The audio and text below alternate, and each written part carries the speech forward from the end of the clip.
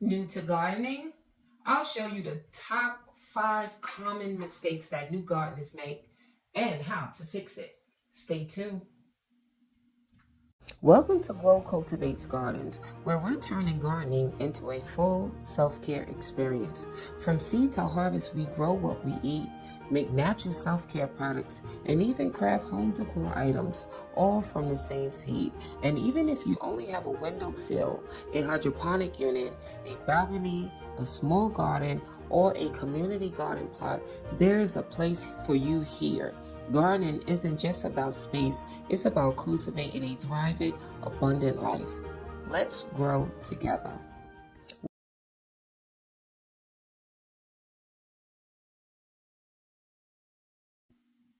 So, mistake one is overwatering and sometimes underwatering your plants. When you buy a plant from your local nursery, big box store, grocery stores, they always supply them with a tag. And these tags are there for a reason. It tells you what the plant needs are for lighting, watering, and temperature. As you can see here, this was a cactus, but I had it in the wrong location. I was trying to create a serene spa feel in my bathroom, and the direct result of that is that this cactus, which grows in a dry like condition, received too much water and humidity from the shower.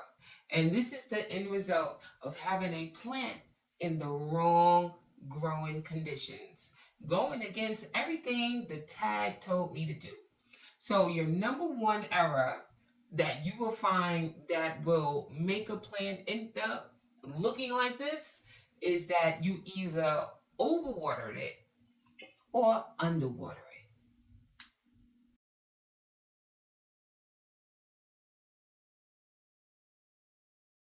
Okay, so step two is choosing the wrong plants for your current conditions at home. As you can see, this money plant was a good choice. It is thriving. All of the needs it requires, I am meeting those needs for lighting, temperature, and watering. You can see new growth happening as well as the old growth. This plant is happy here in my home because all of its needs are being met. And a tip you can do to also help your plants thrive, it is wiping the dust off of your leaves. If it's something you can remember to do in the springtime and then again in the fall before winter sets in, your plants will love you for it. Yes, real plants collect dust on the leaves no differently than your fake faux plants. So, to help your plant thrive and breathe again, if you go around once or twice a year with a wet paper towel, just wipe your leaves down on your plant. You will see how much dust it did accumulate. And in the end, not only will you have a vibrant green plant again, you will also help your plant breathe again, which in turn will help it thrive again. So, your second mistake that can be made is that you've picked the wrong plant to grow in your living environment. So make sure, again, you read that tag that comes with your plant because that tag will let you know if your growing conditions at home meets the needs of your plant.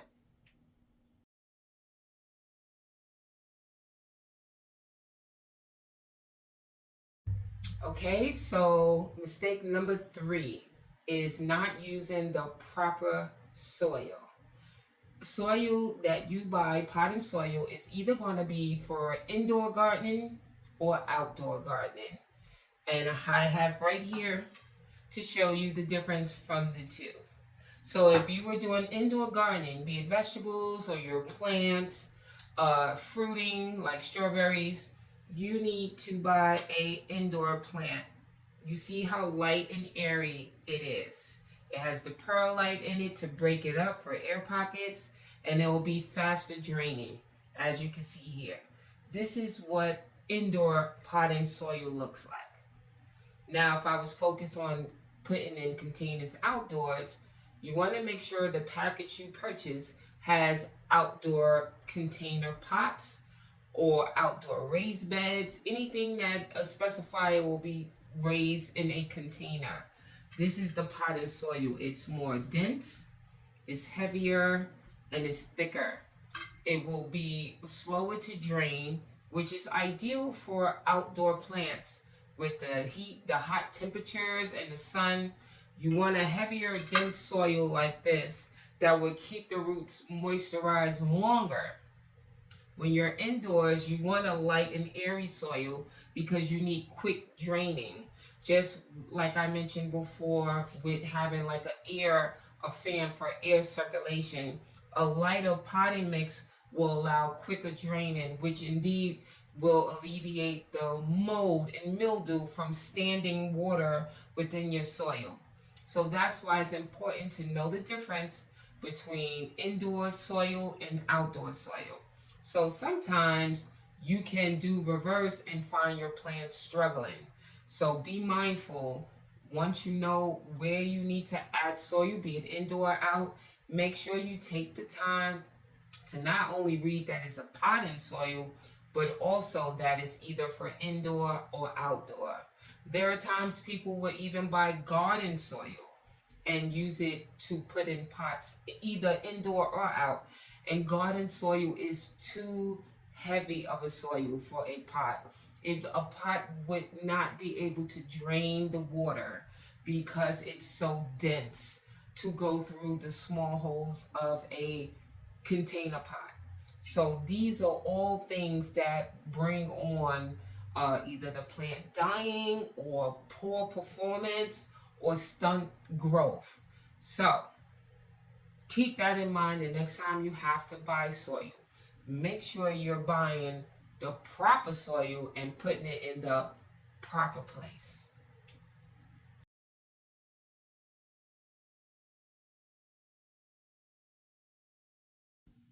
Okay, mistake number 4 new gardeners make is ignoring pest control. Pest control is as important as watering and lighting goes when it comes to your plants. If you leave your plants unattended in regards to pest control, those pests can overtake your plants, which can also cause the demise or deter the growth of your plants. Spider mites, white flies, aphids, depending on where you're growing, would be your pest issues. That's why it's important to have not only a fan for air circulation around your indoor plants where they're growing, it's also important to make sure you guard your plants with pest control. If you look at the link in the description of this video, I leave a link for a free PDF for DIY indoor and outdoor pest control remedies.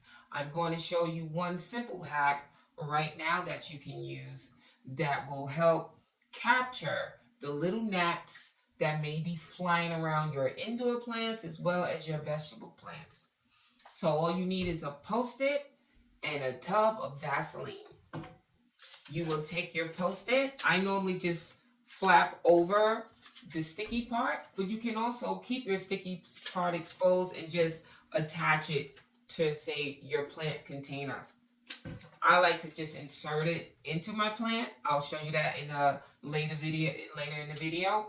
But if you just take your Post-it, take some Vaseline, you are going to just smear it on your Post-it. And like I said, I like to place mine within the plant. So I'll use this one. So I just like to put it, near the base. That's where they seem to attract, near the base where the soil is.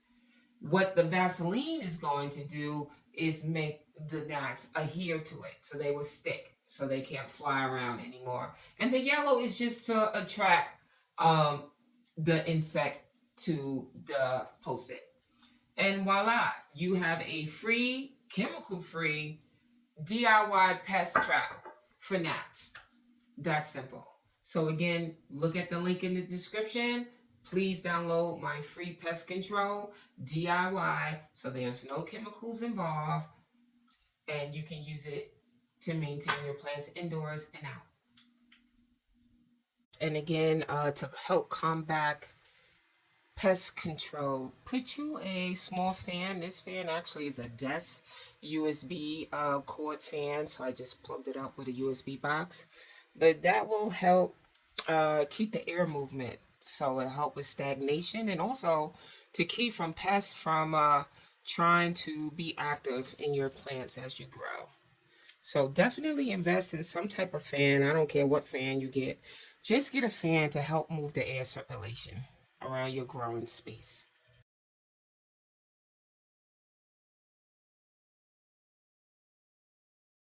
And the last mistake, top five mistake that new gardeners make is you gave up too soon. Do not say you have a brown thumb, a no thumb, definitely wasn't gifted a green thumb. Gardening is by trial and error, and it takes time and patience to finally get into the swing of things. So just because the plant you had didn't survive does not necessarily mean you cannot garden. Don't give up. Give it another try. Use and implement the 5 top tips that I gave in this video, plus whatever literature you download off of my website. We will grow together. You just have to be a little more patient, and you will learn that you just was off by too much watering or not enough watering or not giving adequate lighting or thereafter. So do not give up. This is a God-given right to grow your own food, to feed yourself. We were all equipped to do so, so don't give up. We're here together. This is why this channel podcast exists, so that I can get each and every one of you onto the road of harvest. Don't give up.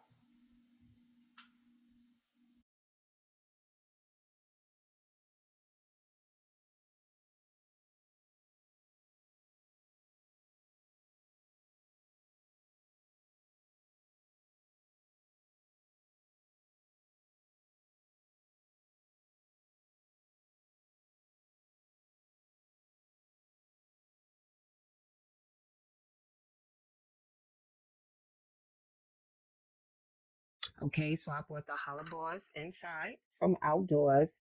One of the best perks of growing flowers on your property is being able to harvest and create an arrangement. Hellebores is the perfect flower for it, mainly because they not only thrive in containers, they can thrive in the ground. So if you have backyard space to plant in the ground, do so. If you live in an apartment that have a balcony or a patio, you can grow it in a container. But if you are in an apartment and don't have a backyard or patio, you can grow it in a window box and hang it outside your window in a window box planter in the bracket. So this plant can thrive in any of those situations. So I suggest if you get cabin fever like I do during the winter time, hellebore is the perfect plant because it starts blooming late winter, early spring. So let's make an arrangement. Okay, first things first, when you want to make a arrangement, of course, fill your vase up with water and add flower food. If you do not have flower food, I'll give you a DIY recipe to make your own flower food. Okay, so in order to make your own DIY flower food, you will need 4 cups of warm water. Once you fill your vessel with the warm water, you will add 2 tablespoons of lemon juice. After you add the lemon juice, you will add 1 tablespoon of sugar. And your last ingredient is a half a teaspoon of bleach. So that combination will not only feed your flowers, it will also deter bacteria within your water, and which will erode or decay your fresh cut flowers. Okay, so now that I added my flower food, now it's time to assemble our flowers and make an arrangement in a vase. As you can see, they're pretty short. not the standard height cut flowers would be cut if you bought them from a grocer or got them from a florist. So a quick hack is to create a grid that will help keep your flowers above water and not sink into your vase. So just get some scotch tape, and what we're going to do is create a grid, and this grid will act as support for your flowers to stay above the vase and not sink below. So I just put two across, and then I'll do two across the opposite way. And that will help me assemble my flowers, but also supply the support that they need. You know, clear is great because you can't see it from the vase. All right, so we have a grid, and I'm just going to now remove the bottom. Always remove your bottom leaves. You don't ever want leaves in the water because that's what helps create the bacteria start growing and also expedite the deter of your flowers. So I'll do the outer first.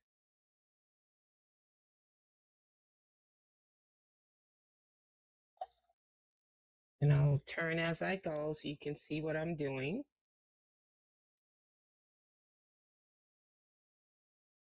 Again, just make sure if you assemble and you notice that the leaf or leaves are touching the water, you want to remove those.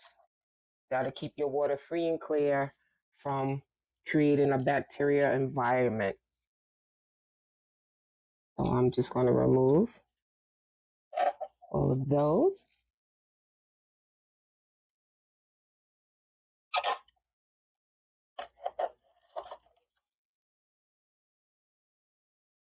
And here we go.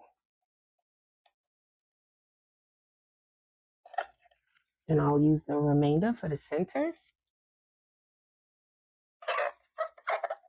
Fill that up.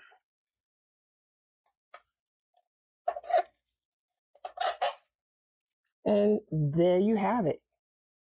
A perfect homegrown arrangement that costs you no money, just time waiting for your harvest. And it's gorgeous. As you saw from the footage I showed, I have plenty to hold me until my spring perennials come into harvest. So again, if you get cabin fever in the winter like I do, buy you a hollowbroad plant. Most nurseries have them right now for sale, even the big box stores. Plant it in the ground if you do have a backyard access. If you do not, put it in a container. And next year, this time, you can create your own homegrown arrangement like I just showed you here. Until next time, please keep growing.